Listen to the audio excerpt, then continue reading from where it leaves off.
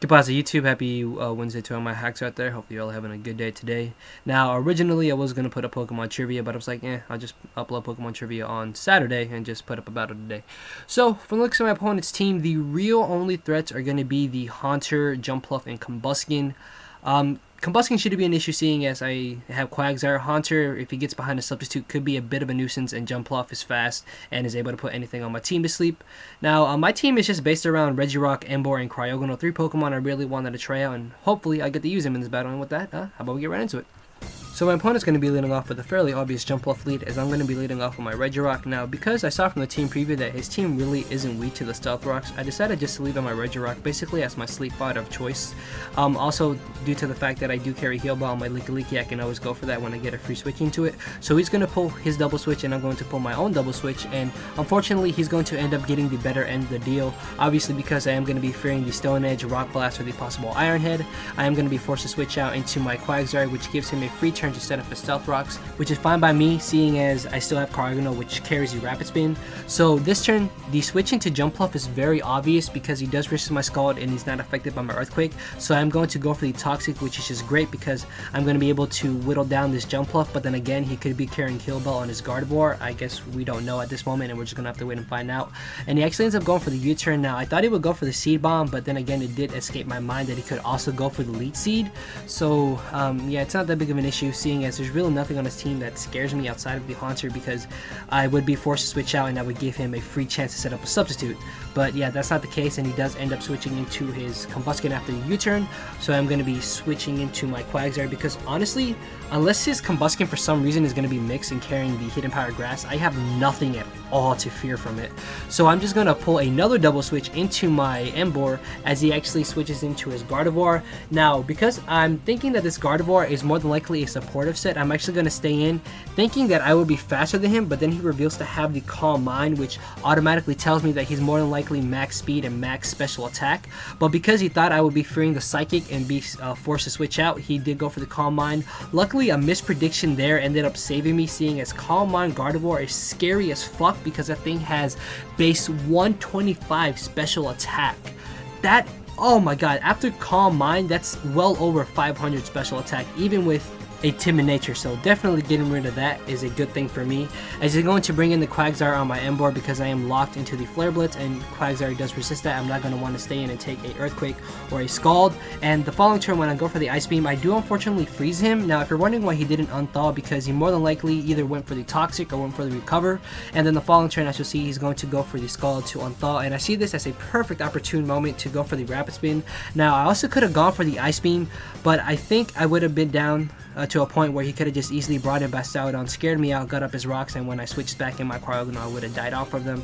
So there, going for the Rapid Spin was a better play instead of just killing off the Quagsire, because now I get a free turn to go for the Recover, as he actually ends up switching into his Combuskin, and because I don't want to take a Brick Break or a Flare Blitz, I am going to switch into my Quagsire because, as I said earlier, unless his Combuskin for some reason is running Hidden Power Grass, I have absolutely nothing to fear from him.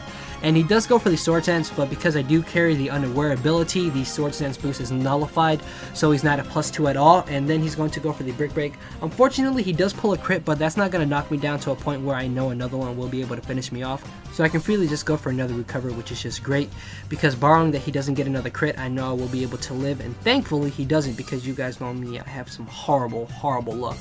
So the following turn, I'm going to go for another Recover. On hindsight, maybe I should have just gone for a Scald, seeing as the real only reason that I have need for my Quagsire at this point is going to be the Bastoudon, and I could have got some extra damage off on the Jumpluff, but you'll see that even if I had gone for the Scald, it's not going to matter whatsoever, as I'm just going to switch into my Emboar, basically just wanting to take a Seed Bomb, but he ends up going for the U-turn, which is fine by me, and he's just going to end up U-turning out into his Quagsire. Now, at the amount of HP that Quagsire is right now, I wasn't too sure if a Hammer Arm would be able to finish him off, but because Pumbaa is such a fucking monster, I am able to finish off the Quagsire, which is just great, as he's going to end up switching into his Haunter, and obviously because I am locked into the Hammer Arm, and Haunter does resist that, well, isn't affected by that, sorry, I am going to be forced to switch out into my Kadabra. Now, the reason why I went out to Kadabra was because I thought he would go for the substitute, but he actually ends up going straight for the Sludge Bomb, and then above that, the following turn, he's going to end up leaving in his Haunter.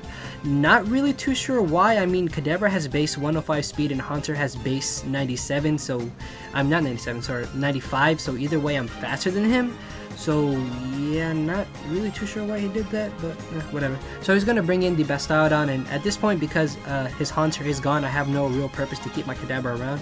So I'm just gonna go straight for the hidden power fighting just to get off some damage on this Bastiodon, as he's going to finish me off with an Iron Head. And because his last is Bastiodon, Jumpluff, and Combuskin, you guys know what's gonna happen. Hakuna Matata, motherfucker, you're about to get destroyed by fucking Pumbaa.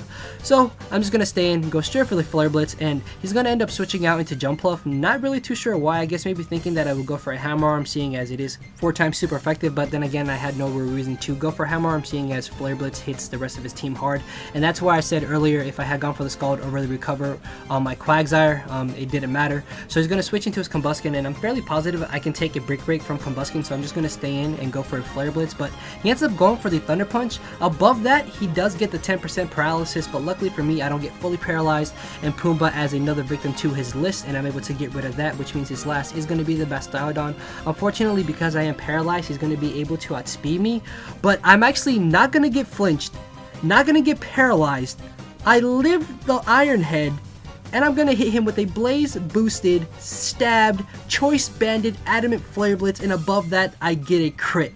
Oh my god, Pumbaa is just too strong for you guys. And man, don't you guys miss Timon and Pumbaa? If you guys never watched Timon and Pumbaa as a kid, you had no childhood. That was a fucking amazing show. But yeah, that's gonna be the victory in my favor. I don't really know the score, but yeah, guys, hopefully you enjoyed Emboar's little rampage, and if you did, make sure to click the like button, and make sure to leave a comment and subscribe. And with that, I do believe I am out of here, guys. Haha, later.